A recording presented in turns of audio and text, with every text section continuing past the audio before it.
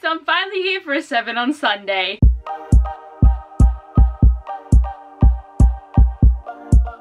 I honestly don't think I've made a 7 on Sunday video for like 6 weeks, but I just haven't been able to just like make myself film, and that is like not good, because literally in the last month all I filmed was a wrap up, a book haul, and I have filmed another video, but now I can't be stuffed actually like editing that video, so that is also a thing that's an issue. So that video will probably come out like next week sometime, hopefully, and hopefully I will continue to do 7 on Sundays, because 7 on Sunday was the video that I always did every single week, unless it was a theme that I couldn't like pick books for because I didn't read those type of books, or it was just something that I didn't have enough options for, which is understandable. But at the moment I just haven't been uploading. But I love making these videos, like they are so good, and I'm so glad that Grace made this 7 on Sunday for us to do. So obviously she'll be linked down below, as she is every time I do a 7 on Sunday, and there is a Goodreads page, because it is the way that you know what the topics are going to be. But it's also great if you go and watch her videos, because she does the topics every week and you get to see what she thinks as well. And I really do love that this gives me a way to film a video without having to come up with an idea. Like, I like that I get to be told what I'm going to film every week, because today we're talking about standalone books on our TBR, and honestly without the topic theme I would not have thought of this video idea. So I have a pretty good stack of standalones, but I decided to only do one contemporary, because contemporaries are generally a standalone. Like obviously there's trilogies and duologies in there as well, but I wanted to talk more about fantasy standalones that have been on my TBR for a really long time.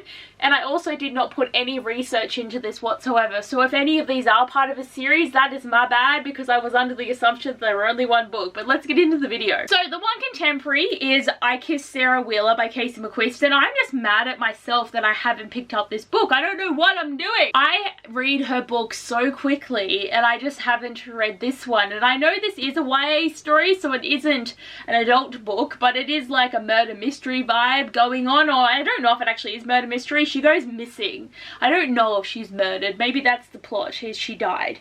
I don't know, but I haven't really looked much into it, but I know there's like 3 of them that are looking for her. And I do like stories like this. I haven't read many, but I do like them. And it will definitely make me think of Truly Devious, because that is like the standard of what I put books towards, because it's amazing. But I am excited. I just hope that I eventually get to reading this, but I don't know if it's going to happen this year. Next I have Of Curses and Kisses by Zendaya Manon, and I even started this book and I put it down because I couldn't be stuffed.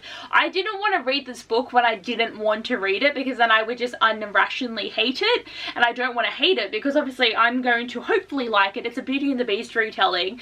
I am very lacking in my Beauty and the Beast retellings. Like, I talk about the fact that they're my favorite thing ever, yet I have read like what, 5? I need to bring my game back up, but I really hope that this is going to be really good. It feels like it's got kind of like the Dark Academia vibes, like not very, very dark, just slightly dark, but I'm excited because I want to know what the curse is. There's like issues with these families, and I just think it's going to be really good, but I definitely have to start it from the beginning because I don't remember anything. This pains me, but I still haven't read this book. The Starlight C by Erin Morgenstern is the author who also wrote The Night Circus, which is my favorite book of all time. So why have I not read the book that she brought out 7 years later? And this book came out freaking like 5 years ago or something. I have no idea. When did it come out? 2019. So this is 3 years old, and I still have not read it. And to be honest, I don't actually know what this is about. Is it about a library? Look at the end pages. I haven't even opened this book to even look at this shit. But it's about Zachary doing some shit. I really have no idea. Like, I feel like I need to go into this blindly and be like, yeah, I'm so excited. But I'm just mad at myself that I haven't read it. And it does feel like it's going to be really hard because it's such a massive fantasy. It's probably going to kill me. But I really want to know what's it about. Like, I need to know. Like, what if this is meant to be my favorite book? Like, all of her books are meant to be my favorites. How am I meant to know if I don't read them? Next, I want to talk about Forks by Nadine Brand. So I read Romanov many, many years ago. And this book came out in like 2016. I'm pretty, whoa. What is going on there? My book's upside down. What the hell is happening here? Why is the book the wrong way? Oh my god. Did it come like that? Or did I take the dust jacket off for some reason? It shows how long it's been since I've opened this book, if ever. I was very concerned there. See, I was going to say that this is about the story of Guy Fawkes, but that is not right, is it right? But it's basically that dude that turns to stone, and it's like his son who's got to like figure out why. And as I said, this is the author of Romanov, which is about the Romanov family, which is obviously like Anastasia and everything. And that book is really, really good. Like, I do highly recommend it, and I highly recommend the audiobook because it was such an interesting way to read the story. Because when they were speaking, the accents were in Russian, but when it was just descriptors and stuff, it was an English accent, and I just thought that was very, very cool. Like, I enjoyed it so much, and I just know this book's gotta be good. I just gotta get to it. Next, I have The Vanishing Deed by Astrid Schulte, and Four Dead Queens is up there with my favorite books because I just enjoyed it so much because so many reveals and shit going on. I read that book so quickly, and I have just not read this, and I'm sad about it. But I think this is going to be very, very good, and it's about her sister that died and then she gets brought back, and they're trying to like hide the way that people get brought back to life or something.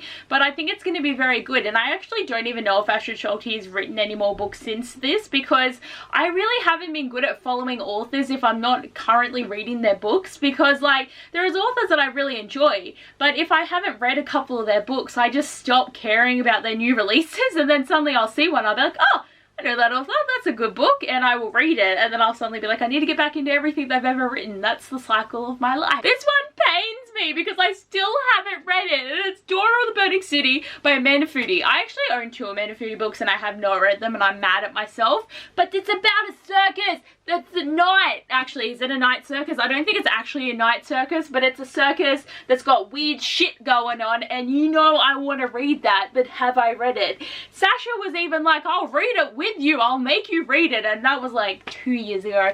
We need to do it. Do you want to buddy read this with me next month? Because I will do it. I will drop all the things and I will read this. So if you are down, I am ready. And talking about Sasha, this is a Christmas gift she got me like 2 years ago that I still haven't read. I'm so sorry.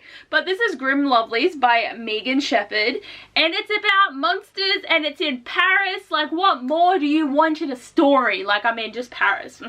It's a good location and I'm excited. And to be honest, I don't really know too much more about this story. Like, I know that they are animals that get turned into humans and they have to try and figure out the world and stuff, but then the world's gonna end soon and they gotta like do stuff, and it's not really kind of like a half-life. But I think this is gonna be really good, and this is like the type of fantasy that I need to get back into more, but I've just been doing a shocking job of it. So I do apologize if any of these aren't actually standalones, but in my mind they are. If there is more books, I'd be pretty happy, but also if I am completely wrong, then again, my bad. But anyway guys, that is all for today's 7 on Sunday. I do hope you guys enjoyed the video. As I said, I will try and get back into this. If I'm still a bit slack, I'm sorry, but just know that I'm trying. That is the main thing, is if we're all trying and just connecting and having a good time. But anyway guys, thanks for watching. I hope you enjoyed, and I'll see you guys next time. Bye!